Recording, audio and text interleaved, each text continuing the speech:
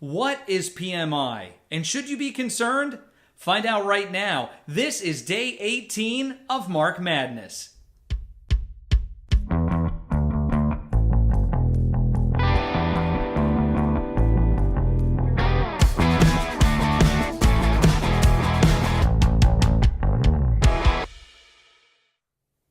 Hi, and welcome to day 18 of Mark Madness. I'm your host, Mark J. Schmidt of Remax Country and MoveMeMark.com.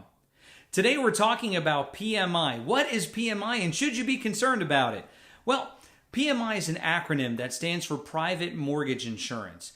And what it is, it's insurance that a lender is going to have you take out anytime you put less than 20% on a home. There are situations where you're not going to be required to have PMI, but anytime you have less than 20%, there's a good chance you're going to be paying PMI for it, okay?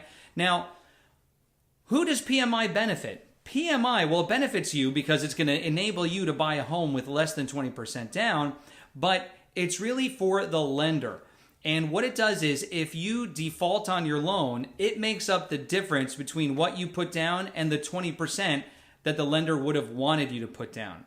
And the amount of money you pay in PMI, it can be a yearly or a monthly fee. Typically, people pay it as a monthly fee, but PMI is typically a 0.5% to 1% of the loan amount that you took out. So for example, if you took out a $200,000 loan and the PMI was 1%, that would be $2,000 a year you would have to pay in PMI, or about $166 a month, okay? Now, you can take a loan with PMI and then get the PMI taken off down the road. So that's good news. If you need to take a loan that has PMI, you're not going to be stuck with it forever, okay? Now, there are certain loans that maybe you will be stuck with it forever. You want to make sure you talk to your lender, but for the most part, you can get PMI taken off. The two ways to get PMI taken off are, the first is if you pay enough of your loan off that now you have 20% equity in the house, okay? That's the first one. The second one is if the market has gone up. If the real estate market has gone up and now your home is worth more, you can get the PMI taken off that way.